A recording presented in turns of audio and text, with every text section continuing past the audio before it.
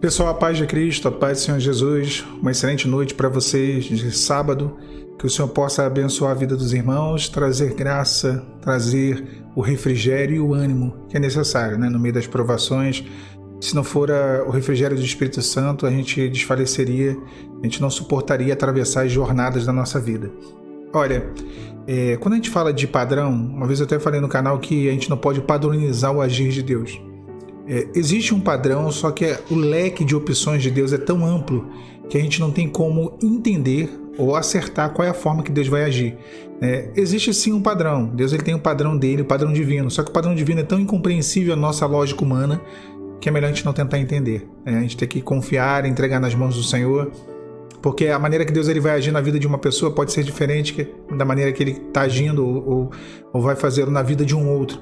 São padrões diferentes, são na verdade metodologias diferentes.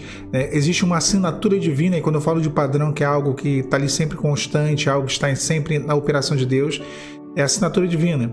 Está tudo certo, mas só que existe a forma de Deus agir. Nem sempre Deus vai agir com terremotos, nem sempre Deus vai agir com tempestades, nem sempre Deus vai estar ali no meio do terremoto. A gente vê quando Elias ele vai para o Monte Horebe, e quando ele chega lá no monte, ele se esconde, o Senhor passa por ele ali dentro da caverna, na verdade no monte, dentro de uma caverna, passa por ele um vento e o Senhor não estava no vento, passa por ele uma chama, labareda, fogo, e o Senhor não estava no fogo, vem um terremoto e o Senhor não estava no terremoto, e a palavra fala que o Senhor estava numa voz mansa e delicada. Então quer dizer, Deus não estava no vento, Deus não estava no fogo e Deus não estava no terremoto. Naquele momento a manifestação de Deus para a vida de Elias foi através de uma voz mansa e delicada. E quantas vezes na nossa vida a manifestação do Senhor ela não vem através de um rebuliço, ela vem através de uma operação simples, uma operação muito cuidadosa e detalhada, muito suave, muito, às vezes até silenciosa, essa operação de Deus. E assim às vezes o agir de Deus. Mas quando a gente vai lá para o Novo Testamento e a gente vê que Paulo e Silas são presos após fazer a obra do Senhor e criar uma revolta naquela cidade, os dois são presos e lançados no cárcere. E já próximo da meia-noite eles cantavam, dando glórias a Deus, louvando e orando, e sobrevém de repente um terremoto. E esse terremoto, Deus estava nele. E esse terremoto promove a salvação do carcereiro, que desesperado pensou que todo mundo tinha fugido. Então, se lá no caso de Elias, Deus não estava no terremoto, Deus estava numa voz mansa e delicada, no caso de Paulo e Silas, Deus estava no terremoto. Então existe o mesmo padrão divino, um padrão que leva o homem à salvação, um padrão que leva o homem ao arrependimento, que leva o homem ao milagre, à presença dele, Deus. Porém existe uma paleta de atuação de Deus, uma paleta de cor da graça divina diferente. Deus ele age assim, e sobre isso eu quero falar de um texto, para ter como base lá em Eclesiastes 11, no versículo 5, a Bíblia diz assim: assim como tu não sabes qual o caminho do vento, e nem como se formam os ossos no ventre da mulher grávida, assim também não sabes as obras de Deus, que faz todas as coisas.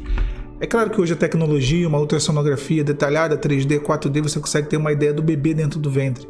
Mas aquilo que é a concepção, aquilo que são as nuances, os mínimos detalhes e os pequenos acontecimentos dentro da formação fetal, o homem e a ciência ainda não tem explicação. Tanto é que é uma grande controvérsia.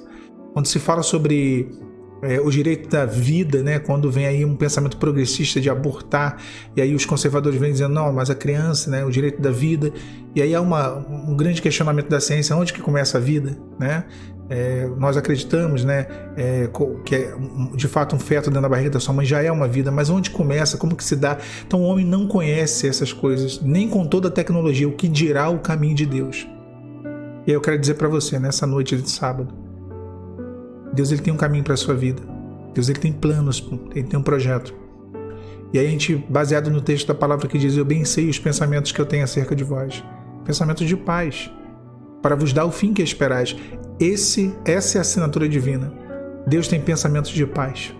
Deus quer nos dar um fim que nós esperamos, um fim de bênção, de milagre, de operação, de alegria, para nos alegrar. Mas a forma, o meio que Deus vai nos conduzir a esse milagre, ou seja, o processo, é diferente em cada caso. O processo do Alan não é o processo dos irmãos, das irmãs. O processo de vocês é diferente do meu processo. Cada um é uma história singular diante do Senhor. Cada um é um universo, cada um tem uma particularidade. E dentro disso, o Senhor ele vai te tratar dentro de todos esses detalhes que só o Senhor sabe. Que você sabe, mas Deus sabe até mais do que você. Os detalhes mínimos do teu processo, da tua história. E Ele está te conduzindo. Esse é a grande maravilha, né, de viver o mistério de Deus. É que nós aceitamos que nós não temos resposta para tudo. Nós não somos ciência. Essa é a diferença da fé para a ciência. A ciência tenta explicar todas as coisas. A fé, ela se conforma com que nem tudo tem explicação. Eu creio que o que Deus faz é o melhor. É assim, eu não quero ser um cientista da fé. Irmãos, e o que me amedronta é às vezes as pessoas querer ter respostas para coisas que elas não possuem. Elas não têm esse direito. Não tem, porque pertence ao Senhor. Por que Deus fez ali? Por que Deus não fez? Por que dessa forma? Por que aconteceu? Não aconteceu? Olha, eu vou te dizer aqui por que Deus faz, eu vou te dizer por que acontece. Olha, por que fulano, ciclano, ou por que uma pessoa não recebe uma bênção de libertação, de cura, de restauração?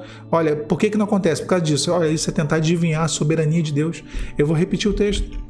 Eclesiastes 11:5, assim como tu não sabes o caminho do vento. E eu vou lá para o final. Assim também não sabes as obras de Deus, que faz todas as coisas. Quem sabe as obras de Deus? Quem sabe? Ninguém sabe. Por isso nós cremos. Por isso nós confiamos. Por isso nós descansamos sobre a promessa e sobre a palavra. Não se descansa sobre sinal. Não se descansa sobre sinais. Tem gente que quer descansar sobre sinais. Não, se descansa sobre promessas. Os sinais são algo paliativo. A promessa é algo definitivo. Os sinais Deus pode te dar ou não. Os sinais é uma variável. São tantas variantes ali que... Não. Descansa sobre a promessa. Descansa sobre a palavra, sobre aquilo que o Senhor te falou lá no início da tua jornada. Mesmo cansado, mesmo cansada, mesmo exausto, e a gente chega a momentos assim, descanse sobre a palavra e sobre a promessa. E confia. Deus tem um trato muito particular. O tempo é diferente, né? O tempo é muito diferente para cada um. Eu gosto de dar exemplo do pé de acerola da minha mãe que tem aqui embaixo, né? E no pé de acerola da minha mãe, se você for olhar ali agora, tem acerola que está vermelhinha e tem acerola que está verde, né? Receberam a mesma quantidade de chuva, fazem parte da mesma árvore, têm o mesmo tipo de nutrição, foram plantados no mesmo solo. E tem acerola que está verde e tem acerola que está vermelha. São tempos diferentes. Cada uma tem um tempo diferente da outra. Tem uma que já está ficando mais amarelinha para ficar vermelha, tem outra que está muito verdinha, diferente. Nós somos também plantados numa mesma árvore, que é a árvore do Senhor, a árvore do Espírito Santo. Mas isso não quer dizer que os nossos processos serão iguais. Mas isso não quer dizer que viveremos as mesmas coisas. Deus tem um tempo para você, calma. Acalma esse coraçãozinho, porque a tua bênção vai chegar. Tá? Descansa sobre aquilo que o Senhor te disse. Eu sei que você está cansado, eu sei que você está cansado. Eu sei que as lágrimas correm do rosto, né? Os joelhos já não tem mais força para dobrar e orar, mas está chegando ao fim. A tua bênção está a caminho, tá bom? Deus te abençoe nessa noite, meu irmão, minha irmã, e traga o renovo, o refrigério e o conforto do Espírito Santo. A paz do Senhor Jesus.